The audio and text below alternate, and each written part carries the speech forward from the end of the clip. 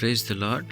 ఈ దిన వాక్య భాగము కీర్తన 126 3వ వచనం. యెహోవా మన కొరకు గొప్ప కార్యములు చేసి ఉన్నాడు.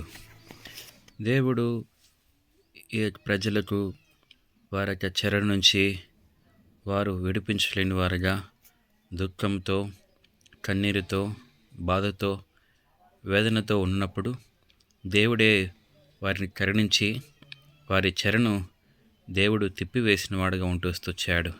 అందును బట్టి వారు సంతోషంతో వారి యొక్క దేశమునకు తిరిగి వచ్చేవారు ఉంటున్నాడు.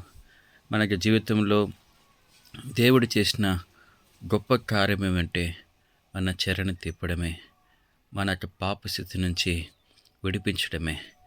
అందును బట్టి ఈ ప్రజలు దేవుని బట్టి యెహోవా మన కొరకు గొప్ప కార్యం చేసినారని చెప్పుకొనుచున్నారు.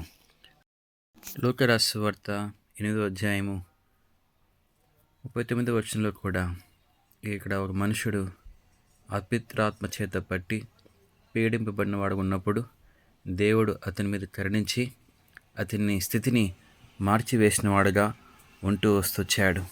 అందును బట్టి అతడు స్వస్థ పొందిన తర్వాత దేవుడు అతనితో చెప్పిన మాట ఏంటంటే 39వ వచనంలో, అయితే ఆయన నీవు ఇంటికి తిరిగి వెళ్ళి దేవుడు నీకెట్టి గొప్ప కార్యం చేసినో తెలియజేయమని వానితో చెప్పి వాన్ని పంపివేశాను. ఈ మనుషుడు ఇప్పుడు దేవుడు తనకెట్టి గొప్ప కార్యం చేసినో వెళ్ళి అక్కడున్న పట్టణంలంతా కూడా ప్రకటించిన వాడుగా ఉంటూ వస్తొచ్చాడు.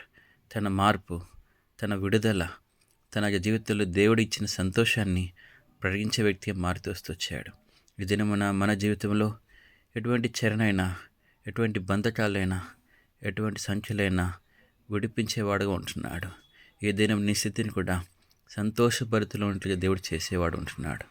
దేవుడి మాటలు దీవించిన గాక.